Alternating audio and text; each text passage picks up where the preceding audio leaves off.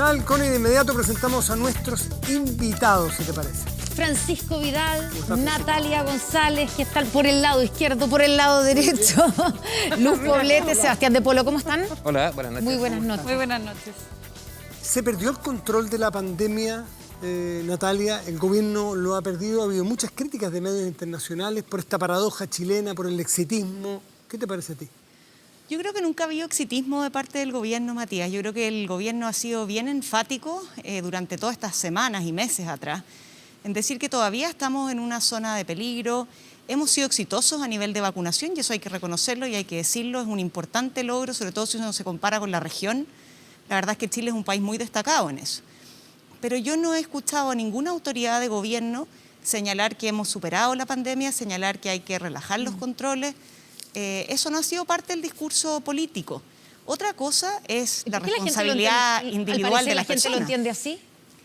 Yo creo, Constanza, que entre que tuvimos una baja de casos hacia final del año pasado, entre que se dieron los permisos de vacaciones, que por lo demás me van a perdonar, pero eran necesarios. Yo creo que en esta pandemia los factores son múltiples y el agotamiento, el agobio, la salud mental de muchos de los chilenos, sin ese permiso de vacaciones yo no sé cómo estaríamos hoy. Sebastián de Polo, ¿primó el criterio económico cuando se tomaron decisiones como esa? Sí, yo creo que en alguna medida no estoy de acuerdo con lo que dice Natalia, pero porque hace 2 semanas estuvimos acá y ha estado el ministro de Salud, ¿recuerdan? Cuando, sí. Y que del domingo al lunes había como una luz de esperanza porque bajaban los casos. Entonces, la gestión en general de la pandemia, a mi juicio, pese a tener este éxito tremendo de la vacunación, porque es un éxito grande y hay que decirlo siempre porque vamos a tener que mañana, aparte de la vacunación de influenza, se sigue gestionando la pandemia. Pero mi sensación es que la presión de los grupos económicos ha sido muy fuerte hacia el gobierno. Y esto lo vemos en 2 o 3 cosas, que para mí son las más decidoras. Uno, ¿qué pasa con las construcciones? Las construcciones movilizan a muchas personas. Entonces, como movilizan a muchas personas que se siguen movilizando por la ciudad, y no se han cerrado esas construcciones. Y la otra vez le preguntaron en la semana a la subsecretaria Daza y la respuesta que dio, a mi juicio, es totalmente inverosímil. Es de que ellos habían llegado a un acuerdo con las constructoras para tener un cierto control de la pandemia y eso implica mucha movilidad. Entonces, es una irresponsabilidad. Entonces, mi pregunta es, los grupos económicos, que yo entiendo que lo decía Gabriel hace un rato, o sea, si uno gestiona mal la pandemia, le hace más daño a la economía. Entonces, finalmente está pasando de que este trade-off entre salud y economía, en algunas medidas, por ejemplo, el permiso de vacaciones tiene ribetes de salud mental, y eso es verdad, pero también tenía que ver con darle un aire al turismo, que haya estado súper complicado durante todo el año pasado. Entonces, yo sé que es difícil regular, pero siento que que regular, digamos, la tensión entre salud y economía, pero yo siento que el gobierno optó por la economía. Francisco, ¿tú coincides con eso? Yo creo que hay una tensión permanente al interior del gobierno entre la lógica sanitaria y la lógica económica. Permanente. Porque si tú no entiendes, porque el ministro dijo por ahí por enero que teníamos 3 opciones de escenario, ¿no es cierto? 3.000 al día, 6.000 al día, 9.000 al día. Ayer estuvimos cerca de los 9.000. Si tú tienes ese escenario, tratas de mantenerlo en 3.000. Las medidas sanitarias, que se contradicen con la actividad económica. Entonces, los casi 5 millones de permisos de vacaciones, 4.700.000 permisos. Y vamos abriendo, acuérdate, con punto de prensa, ¿no? Los gimnasios. Y vamos abriendo los casinos. Y tú haces cuarentena, hace como 2 semanas atrás, o 3, fase 1 en la región metropolitana. 2 millones de permisos el sábado y otros 2 millones de permisos el domingo.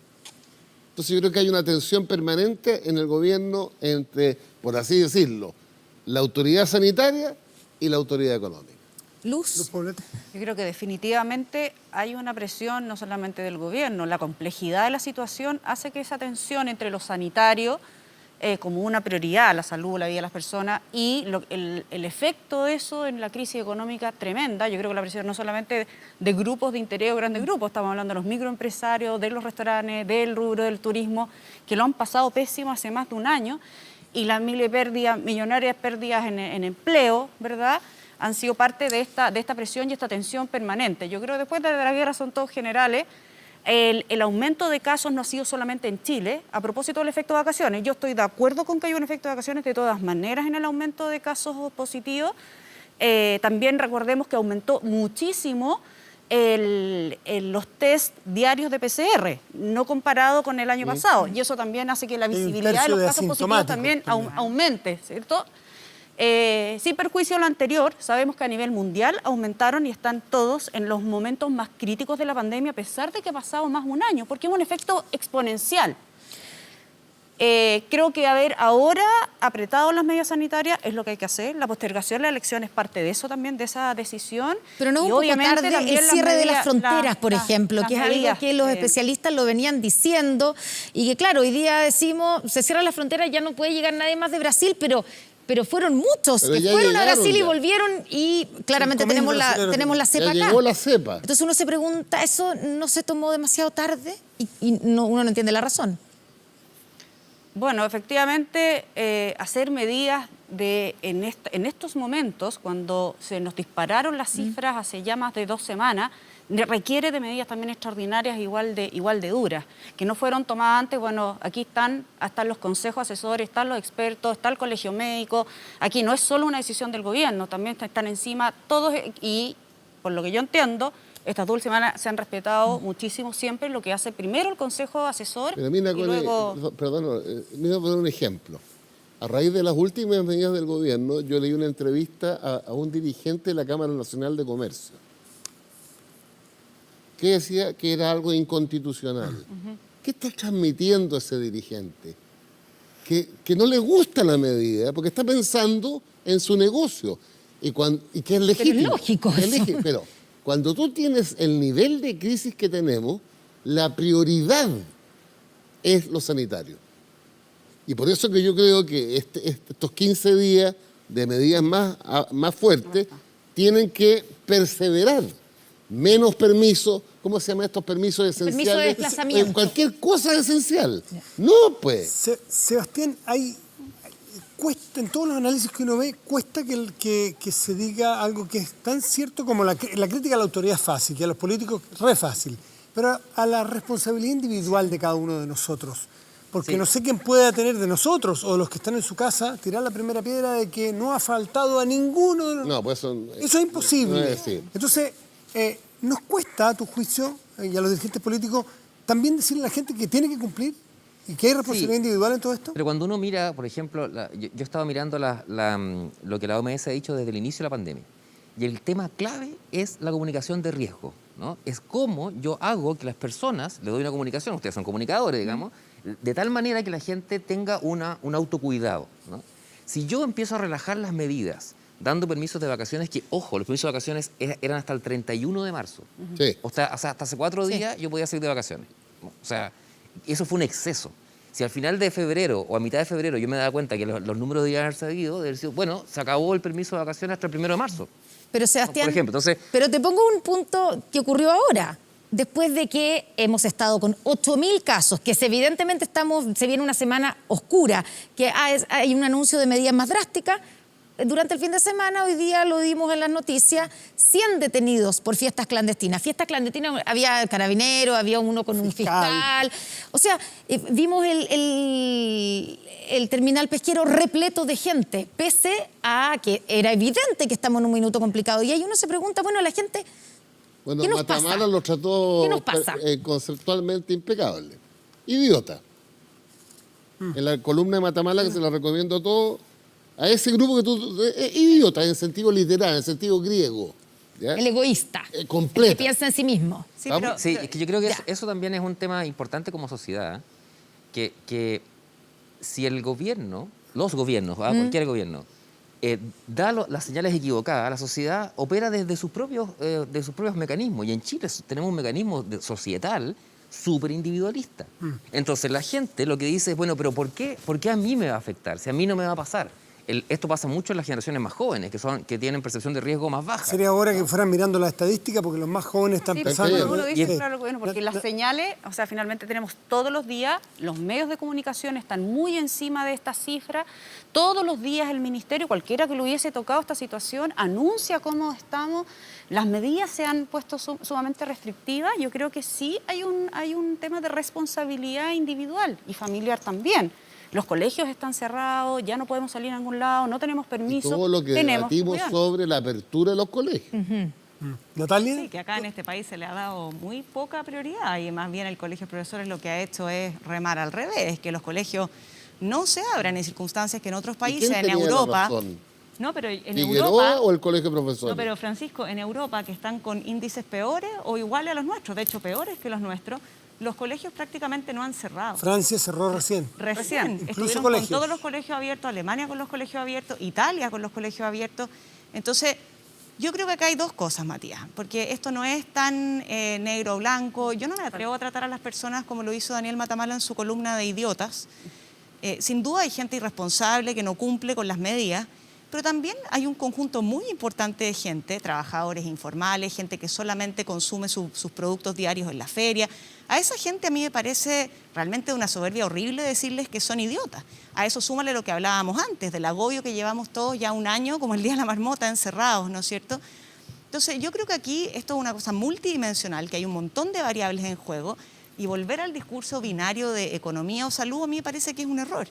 Yo creo que lo que nosotros debiéramos empezar a hacer, obviamente el proceso de vacunación va a ayudar, ¿no es cierto?, en la medida que van pasando los días y van haciendo efecto las vacunas, pero también es hacer una cosa más focalizada en términos de las cuarentenas. O sea, las cuarentenas totales, globales, hay diversos estudios de universidades muy prestigiosas a nivel mundial que también critican estas cuarentenas absolutas, totales, masivas, porque llega un punto en Cuando que la son gente muy- no cuando las son cumple. indefinidas. Indefinidas. Es que hoy día no Pero tenemos, sabemos que de aquí a 2 semanas hay restricciones a nivel de las actividades esenciales, pero no sabemos si las cuarentenas se van a acabar a las 2 semanas, muy probablemente no. Va a depender de los indicadores. Bueno, ¿y qué pasa con la clase política? Uno nos preguntábamos antes, digamos, y le preguntamos a Gabriel Boric si han estado a la altura. Lo que vemos mientras todo esto ocurre, digamos, mientras también hay gente que obedece, otra gente que lo está pasando pésimo digamos, con las medidas y con la pandemia, en el Congreso es como que estuvieran en otro país, como que estuvieran desconectados. ¿Cómo ven ustedes lo que ha pasado ahí, por ejemplo, con todo el tema de las ayudas a la gente que lo ha pasado mal, con esta especie de lo que el gobierno acusó de chantaje por parte de la oposición? Condicionar, Claro. posponer las Pero elecciones. era evidente eso, pues. ¿Era Era evidente evidente. que había que hacerlo? Pero, y lo reivindico. ¿Por qué El eso? chantaje, digamos. No, eso Eso es lo que dijo el gobierno. soy yo. Mira nada más. ¿Por qué postergamos las elecciones? Por la crisis sanitaria. La postergamos para 5 semanas más. Si tú no tomas medidas, las que le pedimos al presidente, de carácter sanitario y económico, en 5 semanas más van a tener que juntarse de nuevo y postergarla no sé hasta cuándo. Es evidente que si tú no quieres repetir este escenario, tienes que apretar más sanitariamente y ojo, que el debate hoy día. Hay que ayudar a la gente en materia de ingresos. Sí, Si pero tú ya- no haces esas dos cosas, mantienes la situación igual. Luz Poblete. Es que lo dices como que el gobierno no hubiese puesto sobre la mesa un nuevo paquete de medidas reforzadas de la red de protección. Claro, o sea, claro, porque yo encuentro mezquino que a propósito de que ya estaba puesto sobre la mesa esa red, que había que discutirla, que de esto se discutió recién hoy.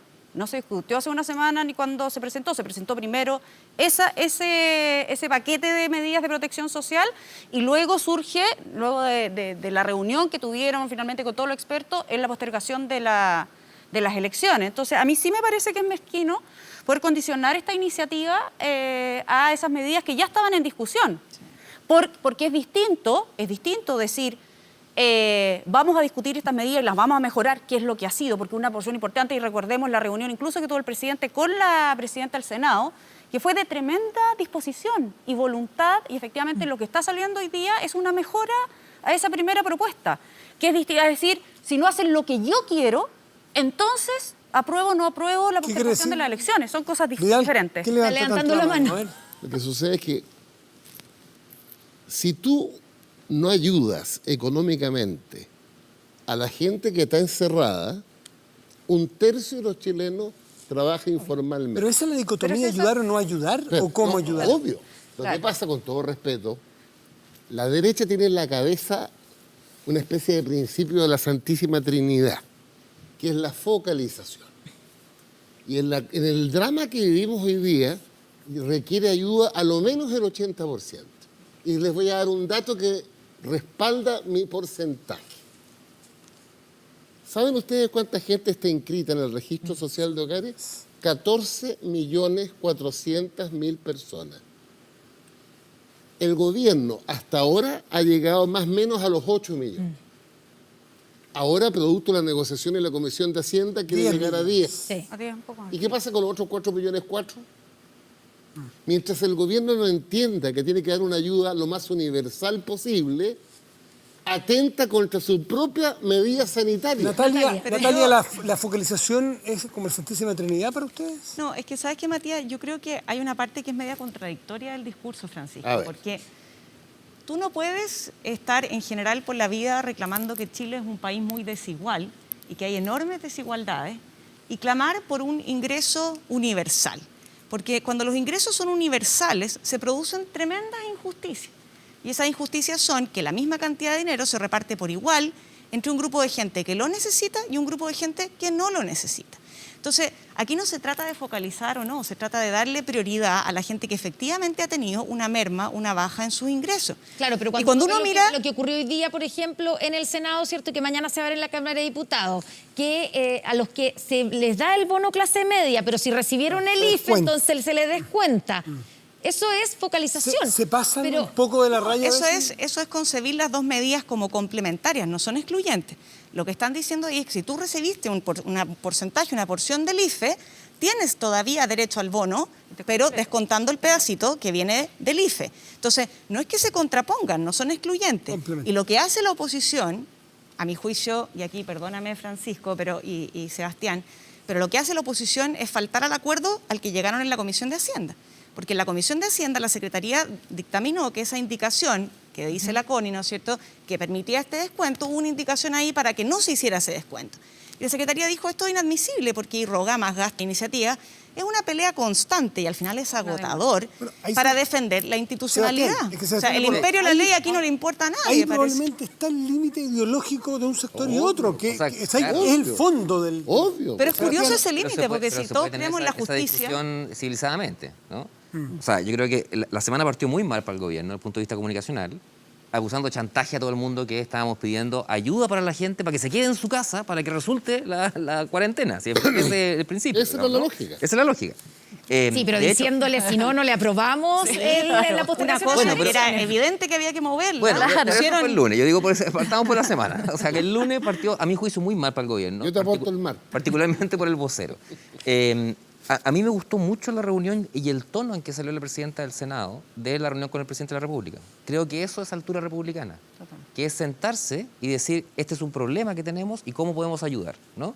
Y de ahí empieza la negociación hasta hoy día en el Senado y mañana pasa a la Cámara de Diputados. Pero yo creo que aquí hay que hacer una discusión un poco más de fondo. Es, como país, ¿podemos dar un ingreso universal, una renta universal de emergencia? ¿O necesitamos, por ejemplo, hay mucha gente que no cumple los requisitos, que no tiene acceso a Internet, que queda en unos segmentos, Sebastián, que quedan en unos el foco segmentos... es, puede haber requisitos muy difíciles de entender, no sé si cumplir o no, y eso es una crítica que se han hecho. incluso. Esto y esa flexión. El otro punto es justo, cuando los recursos son siempre escasos y no sabemos hasta dónde va a llegar la crisis, darle a quien no necesariamente hoy está en problema, porque ese es el fondo Pero, de la o sea, focalización. de hecho- Dejen que Objetivo sea- es eso. pero- Objetívalo. Por No, eso, no, yo te lo el- que 14 conceptual. millones Sí, 400 sí. objetívalo. Por eso, pero- Esta plata no es para Luxich. No, está más o menos pero claro. Francisco, Está más o el menos claro. INE, en sus últimos datos, habíamos perdido 2 millones de empleos. Bueno, el INE preguntó hace poco cuántos de esos empleos se habían recuperado. 1 millón. Se han recuperado casi 1 millón de empleos, ¿ya? Pero en el inconsciente colectivo, nosotros seguimos pensando en los 2 millones de empleos perdidos. Entonces, yo te hago una pregunta. Después tú te vas a los datos de la super de pensiones y también te muestra que nuevamente las cotizaciones volvieron a aumentar. Entonces, tú dices, hay gente que ha recuperado su empleo, obviamente estos son promedios y uno tiene que estar ¿Y a ti no atento te a la parece gente. justo que le llegue esa A mí no ayuda? me parece justo. ¿A ustedes les parece justo que llegue ayuda a esas personas que recuperaron el empleo? Es un tema bien conceptual. Porque han Sí, tenido yo una sé. merma Es que- menor en los es que- ingresos. Es que la merma ha sido muy grande el año pasado para muchas familias. Porque no es solamente el ingreso que se tenía, sino son todos los ingresos complementarios que tenía una familia, que por ejemplo el trabajo de verano que podía hacer algunos integrantes de la familia. Pero entonces El ha trabajo perdido de los temporada. ingresos. Entonces, pero ojo, porque por eso digo, es un tema de emergencia. Ahora, qué bueno que en la emergencia podamos hablar si acaso podemos tener una renta universal, ¿no? Como concepto que es más profundo de las políticas públicas que deben venir de aquí para adelante. Pero mi sensación es que al gobierno lo que le ha faltado, o sea, ha intentado a quien le estoy ayudando y no debería ayudarlo, ¿no? Y pierde energía. Y pierde, una obsesión. y pierde energía en Que eso. no se me escape un compadre. De hecho, lo dijo el ministro de Salud, lo dijo medio cándidamente, dijo, el problema es que en Chile no tenemos un sistema de protección social. Entonces no podemos ir a ayudar a la gente en una de sus vocerías. Sí, sí, en sí, una sí. Voy a declaración muy, aportar muy un buena, dato. digamos. Apórtelo antes que Antes vayamos a un de corte. ir a la pausa, porque nos están Para tocando ya. resumirnos, en un año de pandemia, los chilenos se han autoayudado en 35 mil millones de dólares. Incluyendo los retiros. No, Con eso. los dos retiros, hasta ahora. Yo estoy por el tercero, Sí. pero hasta ahora los chilenos se han autoayudado sin Estado, sin gobierno, en 35 mil millones de Espérame, dólares. pero el 62% de esos recursos han ido a las cuentas corrientes y, Y al ahorro. fíjate que el Estado hasta ahora ha puesto 12 mil y quiere poner 6 mil más. Es decir, por cada $3, 2 los chilenos, 1 el Estado. 62, o sea, casi más de 2/3 de esos recursos no han sido para ayudar a personas que lo estén pasando mal, porque esos recursos han terminado o en ahorro o en las cuentas corrientes de las familias. Tenemos que ir a una pausa. Ya, o sea que- Espérenos un Sí, poco. es. Ya volvemos está al Estado Nacional. No voy a decir para despedirnos porque tenemos Sí. valiosos 30 segundos para cada uno. La semana que viene, que es una semana que por lo visto se ve Difícil. complicadísima. Oscura. Natalia González. Yo, fíjate, voy a volver a abogar por el imperio de la ley. A mí me parece que esta semana el Congreso dio muestras de que le da lo mismo el Estado de Derecho, de que le dan lo mismo los límites de los poderes del Estado, y aprobó un par de iniciativas. Votó en general el tercer retiro de los fondos de pensiones, aprobó también en general el impuesto al patrimonio, 2 iniciativas, mociones parlamentarias, que no corresponde que sean promovidas por senadores ni por diputados. Yo creo que si queremos recuperar la confianza en la política, que la política nos demuestre que aquí en Chile prima el Estado de Derecho. Sebastián de Polo. Yo creo que la discusión clave esta semana es el apoyo a las familias, porque no se puede quedar la gente en su casa si es que no tiene el apoyo necesario. Y si no, va a salir igual a buscarse la vida. Y creo que estamos en un momento tan crítico de la pandemia, en un momento sanitario tan difícil como país. Hemos hecho algunas cosas buenas y hay que sostenerlas. Y para eso hay que ayudar más a la gente. Entonces es un llamado al gobierno a que suelte la mano. A que suelte la mano para poder ayudar a las familias. Necesitamos 2 meses de contención dura.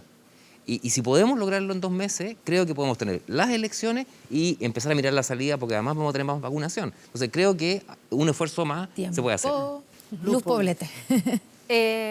Yo, tomando los 30 segundos que he escuchado hasta ahora, creo que algo ha pasado en el Congreso también esta semana, que ha habido una señal, una luz de esperanza de que es posible llegar a un acuerdo, que es posible mejorar lo que está puesto sobre la mesa.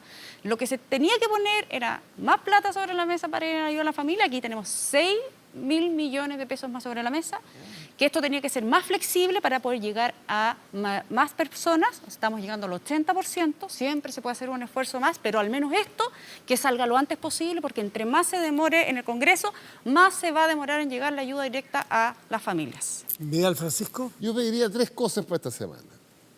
1, ingreso familiar de emergencia para el 80%. Para todos los que están en el registro social de hogares. 14 millones y medio de chilenos y chilenas. 2, que avance el impuesto a los súper ricos. 3, que se produzca el tercer retiro de las AFP. Muchísimas gracias a Luz, Sebastián, Francisco y Natalia por estar esta noche aquí. Connie, muy buenas noches y Muy nos buenas reencontramos la noches. próxima semana. Sí, pues que tengan todos una muy buena semana que se viene difícil y en la que nos están haciendo un llamado a todos y a cada uno de nosotros a cuidarnos, a respetar las medidas que son duras, pero que son necesarias. Muy buenas noches, gracias por venir. Buenas noches. Buenos días.